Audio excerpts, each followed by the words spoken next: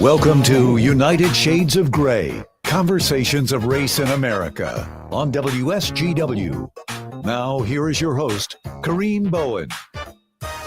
Good morning, ladies and gentlemen. Welcome to another edition of United Shades of Gray, Conversations of Race in America. We are glad to be with you all today. And if you're looking at us or watching us via social media platform, you'll notice a little bit of a change to the environment in which we're operating. That is due to the wonderful works of my producer and friend, and he's on the other side of me. And I want to introduce to the studio, John B. Hello, hello. Well, I guess you were in the studio. You were here before I got here, actually, technically. But welcome into the stream. And then we also have our partner in crime coming somewhere from the west coast of Michigan, of the United States, not Michigan, but west coast of America. We got Mark Bassett. He's looking out the window to his left. I am. Sunshine is shining in on your face, Mark.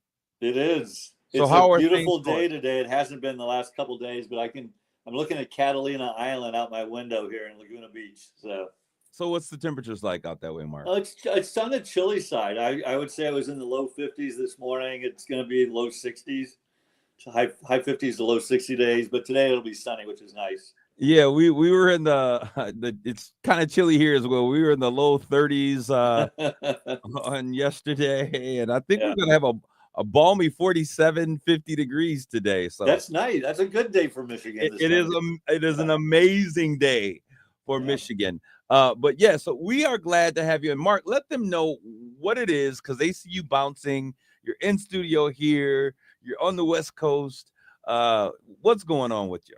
Well, I mean, as you know, I'm back to being retired. I retired 3 years ago, and now that I have that luxury of freedom, we don't have to spend winters in Michigan. So the last 2 years we've spent, last year was February, March, April, May. This year will be March, April, May in Laguna Beach, California, which is in southern Orange County, about halfway between LA and San Diego. My wife was born and raised in Laguna Beach. We have 2 kids out here. So we've spent a lot of time out here over the last 18 months in retirement, but then I went back to work for about 6 months as well. Now you're retired again. Yeah, now I'm back to being full-time retired. Aren't you getting tired of getting retired?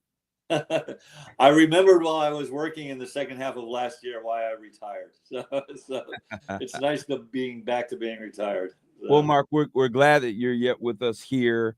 And this time we're gonna try to make it. I'm gonna try to make it out there to come see you on the West Coast. I looked at Jonathan. Right. Jonathan takes no days off. He's the hardest working man in show business. We could do a show from here, but we probably don't have the equipment. So. I'll let him have that title. We'll see what we can jerry rig when I get out there. All right. Yeah. Some toothpaste, some paper clips, and a Post-it note. And hey, I'll be Jerry Maguire all day long. Is that was not Jerry Maguire? What was his name? MacGyver all day long. Yeah. Jonathan, I'm surprised you knew that guy. Oh, I love MacGyver. Oh my! When I was a kid, my dad had the box set of all the seasons of MacGyver, and I watched them all the time. The box sets. We were seeing this stuff in real time, but he gets to watch it on the box set. Shows you how young we are. But anyways, I want us to have a conversation. So much stuff has been going on as we just kind of have been living this life. So we want to thank all of you that are tuning in via our social media platforms, whether it's on WSGW or United Shades of Gray. Those who are listening, that you'll listen to us on our new time added on Saturday mornings at 6 a.m. from 6 a.m. to 7 p.m. So we want to thank you guys for continually listening, being a part of this conversation.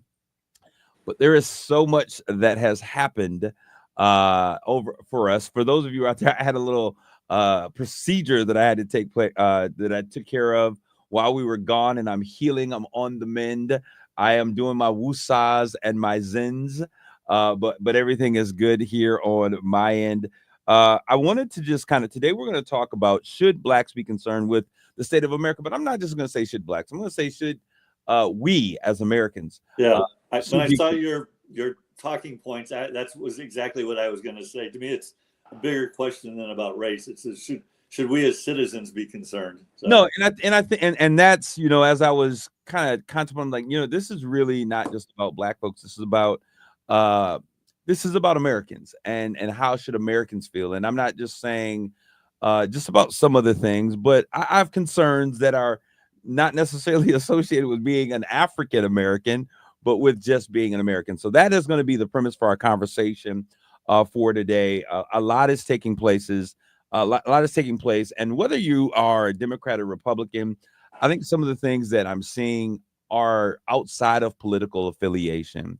And there are things that concern me as a Black man. There are things that concern me as an American. And so I want to have that conversation on today. And so I wanted to start out, Mark, really because Jonathan always talks about how much time we waste playing at the beginning of and having all these other conversations. We're going to get right into the conversation. But the legacy of slavery, and it may sound like an oxymoron, but I think that you understand what we're saying when we get into it. The legacy of slavery, how the past shapes the present.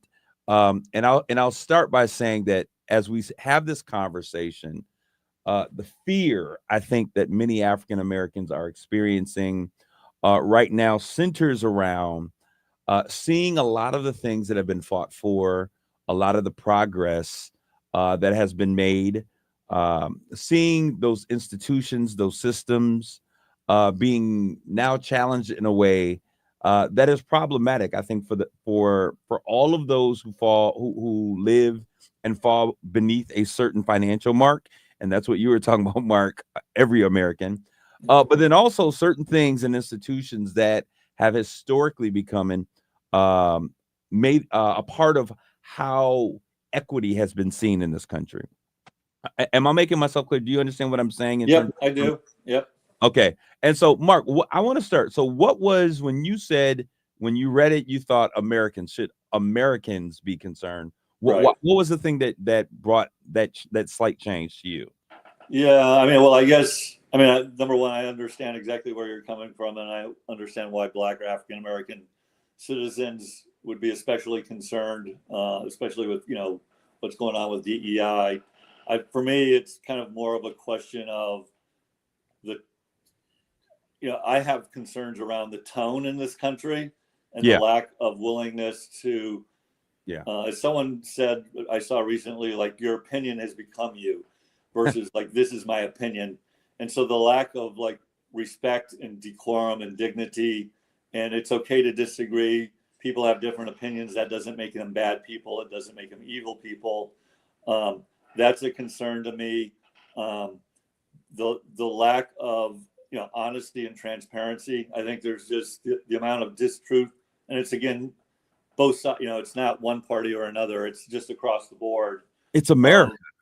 Of like hypocrisy and basically politics and hypocrisy, and no real intellectual honesty. That concerns me. And then the lack of take for example Doge, government efficiency. I think the vast majority of Americans believe that there probably is a significant amount of waste and inefficiency, and maybe the government, U.S. federal government or state governments have gotten too bloated and too bureaucratic.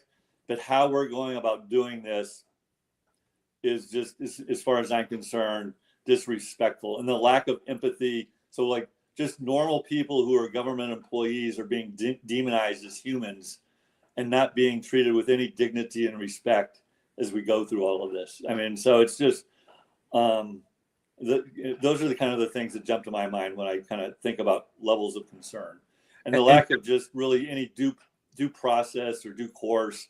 We've talked about it a couple of times, running the country by executive order versus like coming to a path forward that we at least can kind of somewhat agree on. And the thing about the executive order thing, like it never goes backwards. Once these power grabs and these ways of operating start happening, we never see a reversal and going back to what we would consider become the way in which you govern, basically. And so we know whoever's next, whether it's Democrat or Republican,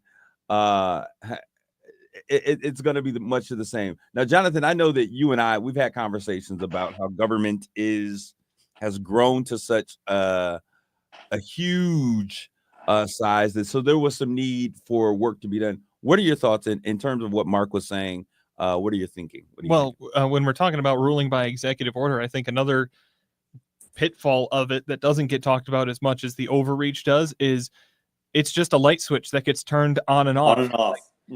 Half of the executive orders that were signed are just negating the previous administration's orders. So you can't have lasting anything by ruling via executive order. But in terms of like government being too big and all of that, I understand what Mark is saying when it comes to, government employees being their employment is being terminated in a terrible way. Wow. Where it's just boom, you're out. They deserve a little bit more dignity than that. I don't necessarily say they deserve the job, because a part of the government being too big is there are too many people under that umbrella, too many bureaucrats doing too many things. And when we talk about big government, we're talking about people enacting that big government. And so if you're cutting it back, that's what that means. And so you're okay. I just want to, go ahead. If you're going to streamline the government, that means people will lose their jobs. No, absolutely. You have to be thoughtful about it and respectful about it. And it's not clear to me that we're being both thoughtful or respectful. And so when you say things like having run somewhat large organizations, like you're going to send in an email every week justifying your existence, is the most preposterous, ridiculous thing I have ever seen or heard of. I mean, because who's going to do anything with that? I mean, it's just a waste of time. Mark, when I'm thinking about this and I hear this conversation about making government smaller, I think I'm a firm believer that I think that government has become bloated. However, you and I both know, if we were looking at a corporation, I always was of the opinion that it's the secretaries that actually run the corporation. If you want to get somewhere, if you want to know something, if you want to maybe even get a meeting, it's the secretaries, because they have the information, they have the know-how, they have the access to calendars. So when I see these outright 70, like, who are these individuals? Like, what role are they functioning in? What jobs are they securing? What benefits and services are they given to our country? When I look at what's happening right now with some of these jobs, we're looking at, perfect example. My uncle was a career military guy. He gave the U.S. government his entire life. I mean, from the time he was 18 until the time he got out, which was probably about 6 years ago officially. He was one of the teams that was planning when they were going in to look for bin Laden. He was one of the team preparing in a desert somewhere in California. He then went back and he was working for Halliburton as a contractor, still working for the government. And when I look at him, he's a veteran. And there are things that we found out, I think 5 years ago, that because of the exposure that he had working, that he has, he lost half of a lung in this whole process of doing things. So some of those benefits, some of the things, and one of the reasons he continued to work was so that he could continue to take care of the issues that he got while he was serving his country. And to see individuals of that nature losing their jobs, is that really what we have become as a nation, that individuals can spend their time fighting for their country and come home and their country not fight for them? I would think that these are some of the things that the lessons that we were learning from Vietnam, and now we're seeing similarities of those same things taking place. And so those types of things bring me pause. Jonathan, I saw your eyes go up and squinch a bit, which means you got something to say. Well, if you listen to any veteran who's dealt with the VA, they'll tell you how inefficient it is. Now, do I think just getting rid of a bunch of people in the VA is the way to make it more efficient? No, but it's definitely something that needs to be looked at, and it's something that isn't serving the best interests of veterans in many cases. But not having it doesn't serve the best interests. Yeah. I mean, I think that's Jonathan's point. I mean, I think Jonathan's saying should it exist for sure. Does it need to be more efficient? 100%. Part of that efficiency is probably upgrading technology. But as a result of that, there will be people that lose their jobs. And I agree. As unfortunate as that is, there will be people that, it's just the fact of life, that lose their jobs. And and I would say that, kind of like what we were talking about before, one, it is so that the current administration can stamp a, look what we're doing, we're cutting costs, we're doing this, we're doing that, and it's making a statement, it's political theater. it's hurting people, but in the long, it's showing that something is being done where previously nothing was being done about the issue. But the something that's being done, I don't think it's doing more harm than good, but it's not the best way to go about it. I think that I mean, I think everyone agrees that we need to do something. It's how it, and it's just my issue is how it's being done. The lack of empathy, the lack of respect, the lack of real thoughtfulness, and the political grandstanding and misinformation, frankly, out of a lot of it. So I think it's important. I think it's important to do something. I think we've got an echo here. But do something that matters, something that makes a difference. And I think government efficiency, and we've kind of laughed about this before, just that term. But I think doing things in a manner, as you talked about, Mark, being empathetic to the fact that this is how I live my life, that I do provide a service. I don't think there's 100,000 people sitting around twiddling their thumbs. I think that is a very one-sided look on it. And I think that many people who don't work every day for a living in certain situations can easily take that approach. Or if you haven't been in government, you can look and say, oh, they're wasted. But when I take a look at those things, I think, like, there's many people who may say, hey, what you do has no value, therefore we're just going to cut it, because we haven't really taken the time to really I mean, at some point those roles were created. You're doing. Absolutely. People doing those things don't feel like they're not doing something of value. The question is do we value, is it really essential, and can we continue to really pay for it given the state of the finances of the U.S. government, federal government? And so the answer is probably no. In a lot of cases. Well, there you have it. Echoing one of the sentiments of one of our listeners, what has been accomplished. We understand there's activity and it looks good. But what has been the accomplishment? Where's the transparency? But my purpose for going in that direction is that there is a lot for us to be concerned about, for many of us to be concerned about. Not everyone feels that way. Some people are saying, hey, it's finally doing what we're supposed to be doing and where we think we should be going. But I wanted to talk because we were talking about the legacy of slavery. And this is why, as a Black man, I find myself fearing. There are a couple of terms I'm going to throw out here. And this conversation has a purpose, and we're actually going somewhere with it. Have you ever heard of the term buck breaking, Mark? Or buck breaking? Yeah. No.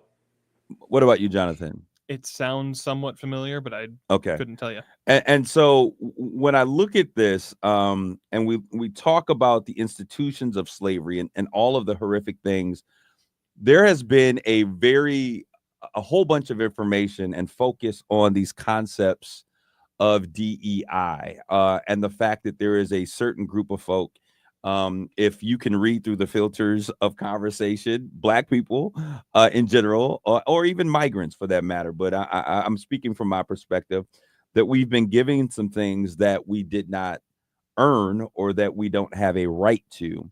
That becomes problematic when I look at these things. And so the idea or concept of buck breaking is what would happen whenever there was someone that was on a plantation, a man that was on a plantation that had too much authority, control, or maybe he tried to run away, or people were listening to him about, hey, we can be free, that kind of thing. They would take these Black men who were slaves and they would, what do you call it?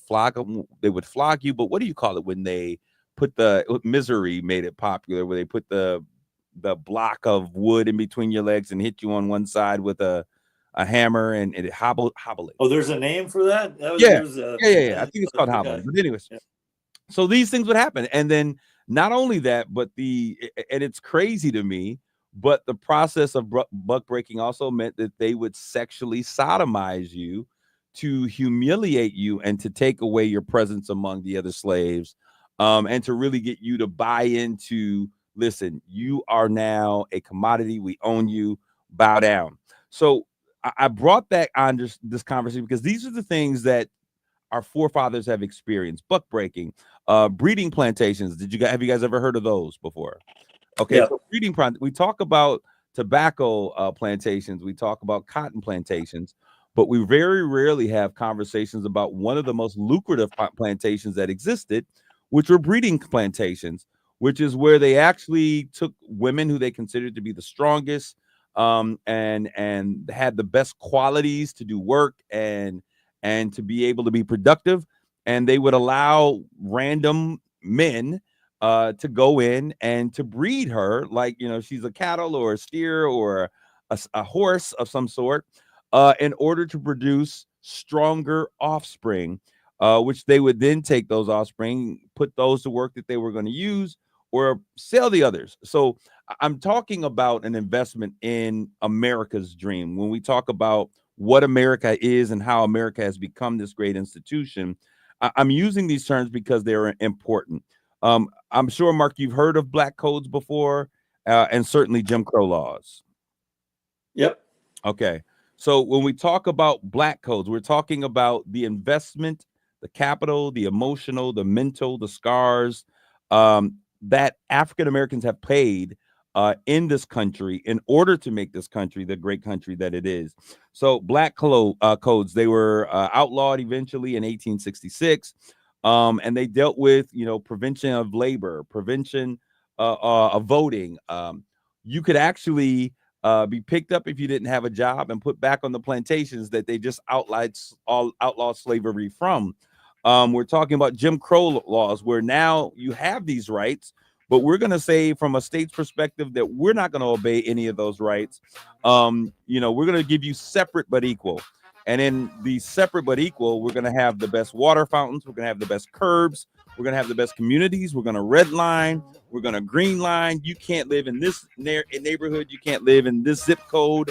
You can't have this level of job. So all of these things, as we have this conversation, and this is not to blame anyone, but to begin a conversation that we can have real impact on. Sticks, they don't go away. We'll be back with more United Shades of Gray.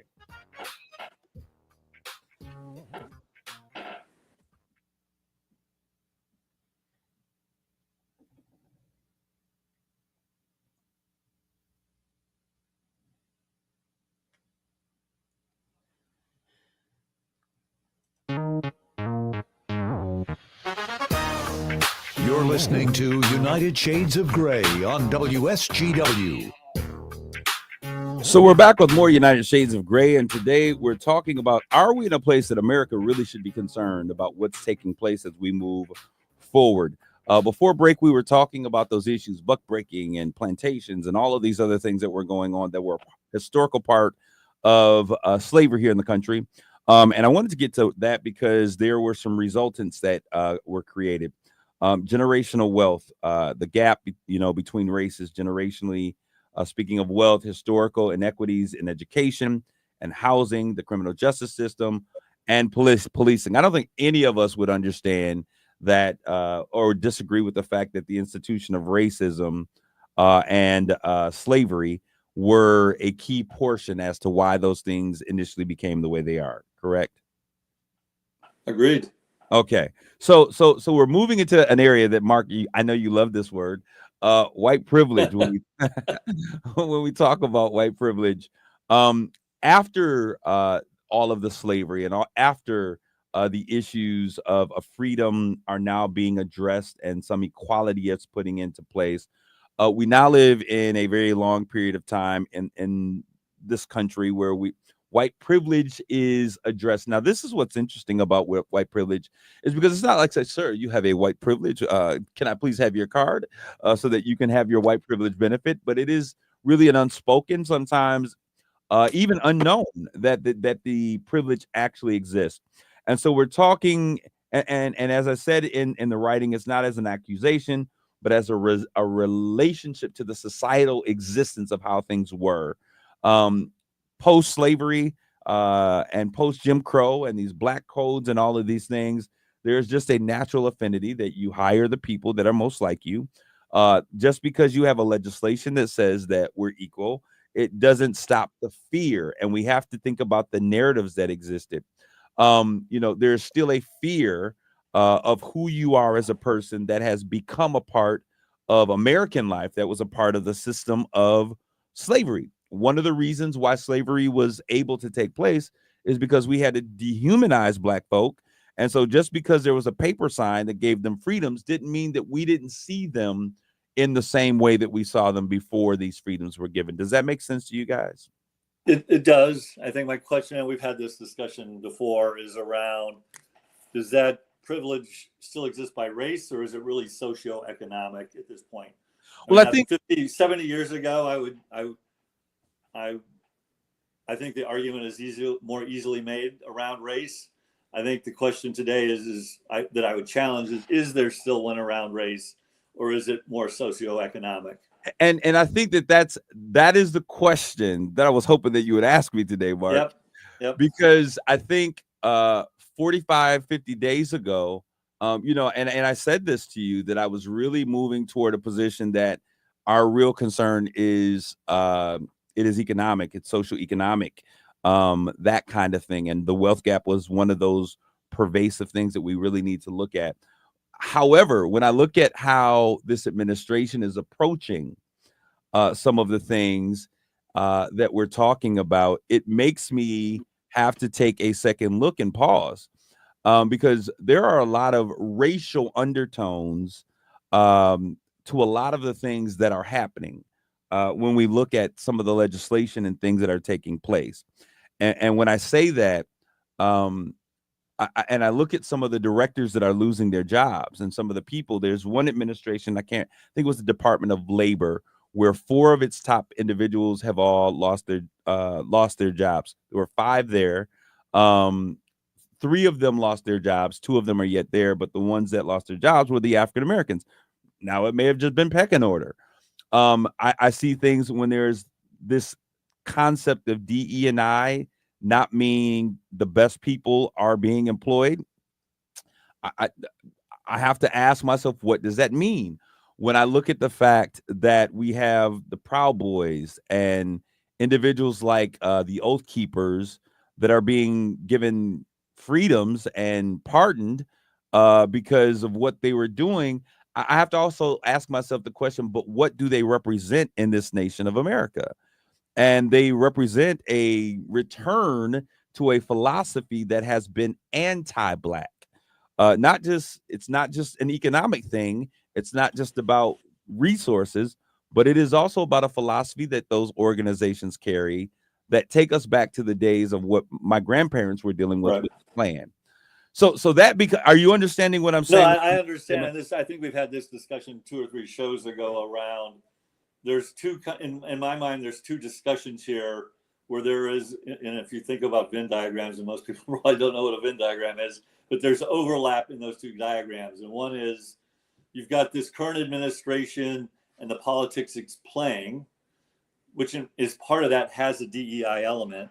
Yeah. And then you have DEI in and of itself, which is should companies and should organizations in general, what does DEI really mean, and do those rules or guidelines, should they evolve from where they were, when they were first set up back in the 60s and 70s, and people often affiliate whether it's true or not, but it's very, it's almost always results in this is numbers, and so we need to have this many women, or we need to have this many Black employees, or this many women leaders, this many Black leaders.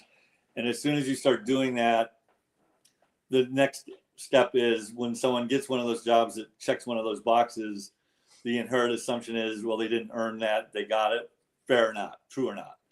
And to me, there's just 2 separate discussions here. One is around this administration, and should we be concerned about this administration?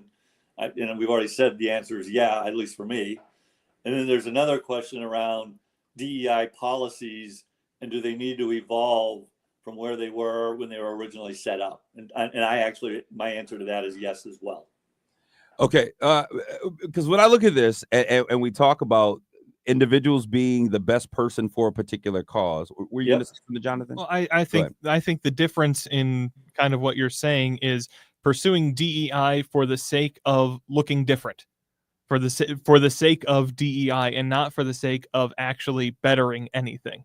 If you're just looking to say that you're more diverse, equitable, and inclusive, you're doing it wrong. Absolutely. And I think that's a lot of if not the truth of it, which I would argue probably is, at least the perception around it is companies and the federal government and all that were just pursuing DEI to say that they were better about that. Well, I mean, I think there's a lot like sustainability, like public companies going like, well, we're going to be way more green. Well, No I think, plan of actually how they were going to do that. We're going to be carbon neutral in 20 years. Well, No let's way, take let's take a look at that, because I think it's important what you guys are saying. I think I would agree, because I think that there have been when we look at when this entire understanding, the concept or philosophy that there are injustices in this country, and I didn't even get to like some of the other things that we were talking about when we talked about the investment of African Americans in this country. When we talk about, hey, you're getting a benefit or a privilege that you did not deserve, being white, in terms of white privilege, that conversation is now being turned around like black people, you're getting a benefit that you don't deserve. We're equal now. But I just want to run through this really quick, and then we're going to come back to where we are right now.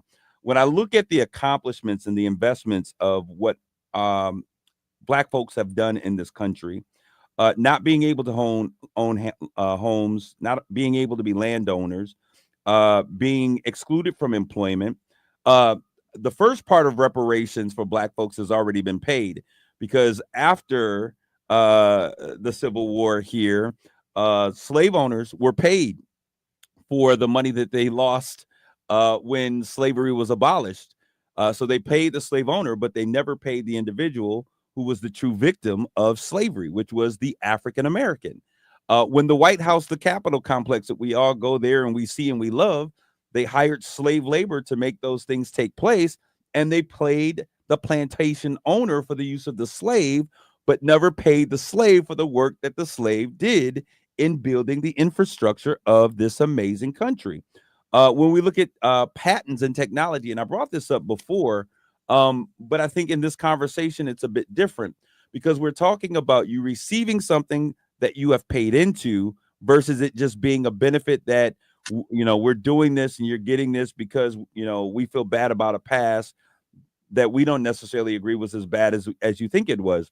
But not being able to hold patents, we look at the inventions that are never talked about that Black folks have made in this country. It is impossible to experience the American dream and to live in the country that we live in today without the accomplishments and the sacrifices of what Black people have brought. And I'm not just talking about cotton, but I'm talking about in science and technology. Y'all seen the movie Hidden Figures? If you haven't, you need to go out and see it again, where it was a group of Black women who broke the code on how we keep and get into space. Garrett Morgan in 1923 invented the traffic signal. Marie Van Britten Brown, security systems. When I think about how many billions of dollars we're making in the security world, there's an African-American nurse living in Harlem whose husband was a sanitation worker, I believe. She made a way for her to be secure in their home. And you could see who was at the door, speak to who was at the door, unlock the door remotely from a different room. And it was her patent work or her work that she was doing that she never got the credit for, that now has led to this multi-billion-dollar industry of security. Henry Blair, not only did we pick cotton, but we came up with the ideas of corn and cotton planters. Jeffrey Thomas Jennings, dry cleaning. Benjamin Montgomery, the steamboat propeller, which then became the patent for other propellers that they could use. It was more like a trolling motor for shallower waters. Alexander Miles, the electric elevator doors, the carbon light bulb filament. There are so many investments. Color monitors and printers, open heart surgery, that was Black man. Cataract surgery, plasma separation, Dr. Charles Drew, the blood bank. Aviation, before Amelia Earhart, there was a Black woman that was flying planes and actually clocking hours. These things helped us understand the America that Donald Trump has had the ability to come in and to love and to make a great life in. Now we are seeing, because there's this concept that we are a post-racial America. And how do y'all feel about that conflict? When you hear about all of these investments, when you hear about how America became, are any of these things that you all were aware of, I guess is the question. Well, go ahead. All of them individually, no, but I don't think anyone would deny that Black Americans, their ancestors played a major role in the development of this country. and they weren't treated fairly or equitably, and so I don't know that very many people would deny that. Well, I don't think that they would deny it, but it goes into the narrative. I think that's creative, and narratives are important. I had a lot of friends when I went away to college that were international students. They were from Africa, countries Right. in Africa, and they came. And when they came from these different countries, some of them wouldn't talk to me, and I was like, "Yo, what's the problem?" And so over the course of the time that we were together, they were like, when I was coming from my country, they told me to stay away from the blacks in America because we were murderers and we were killing. Narratives matter. And when we talk about, and I don't even want to get into the concept of this idea of what we're teaching in elementary school and the fact that we can't make it seem as though certain people were abused and other people were not benefited, how that damages even the things that I talked about today. I know what we teach about Christopher Columbus. I know what we teach about Mr. Swift. American culture and American history is nothing without Black history. I think it has to be inclusive. But what happens is there is a narrative that has existed since slavery. The concepts that policing is for the betterment of our community, but when you come from Black communities, policing was the way that they kept us in check. Find out if they got a job. Find out if they're trying to do this. And so there is a difference in American ideology based upon the color of your skin. And so where white America believes that we are in a post-racial America, I don't believe that that time ever is or will exist in America. What are your thoughts about that? We've talked about this on the show many, many, many times in different forms. But in go ahead. different forms Absolutely. when it comes to slow progress. And I think Mark has been banging this drum as long as I can remember. We're talking about all of these things in the past. And yes, they have laid the groundwork for issues that we see today. However, would you argue that things are moving in the wrong direction? Well, that's my whole point. The whole point of me having this conversation, you just went there, because my thought is these DEI programs, the Department of Education, there's a reason why we have the Department of Education. It wasn't just so bureaucrats in the federal government could get paid and to do whatever they wanted with the money. It was because when the federal government would not step in, state governments like Louisiana, like Mississippi, like Kentucky, they would refuse to honor the rights of those African Americans. They would refuse to allow the integration of educational systems. And so the reason for the Department of Education, one of them, was so that, hey, if you're not going to abide by the legislation and make all people equal and allow us to have the equal education opportunity that exists here for Americans, then we'll remove those fundings and we'll penalize those things. So the destruction of an existence organization like education means that we are going in the wrong direction because the things that they have stood for are yet in existence. You think that need is still there? Absolutely. You think the Department Absolutely. of Education look at our public schools desegregation? Look at our public schools around the country, and you let me know if I can go to Heritage and get the same education as we were existence. Thank God, I'm glad the citizens of Saginaw came together and put together Saginaw United. But was the educational system the same? No. Why? Because the value of properties in those areas are not the same.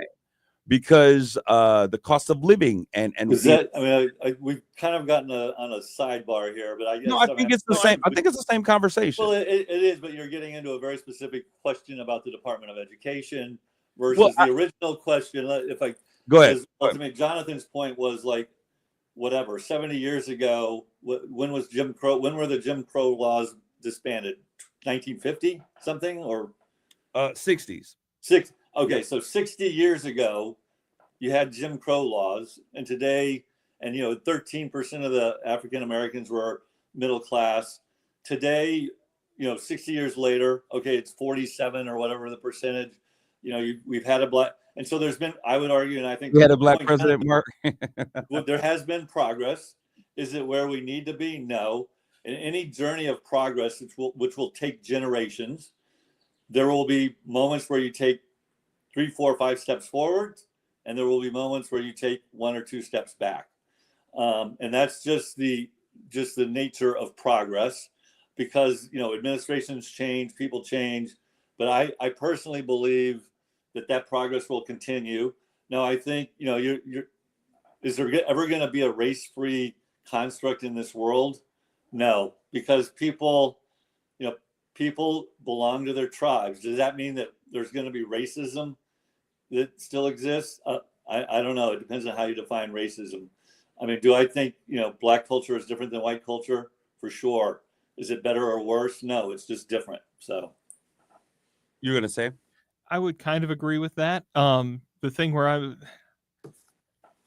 a lot said there. When we're talking about a long journey of progress, sometimes on that journey of progress, you have to do away with tools that are no longer necessary. Absolutely. yep. And so the question of, is this still necessary, is a valid one.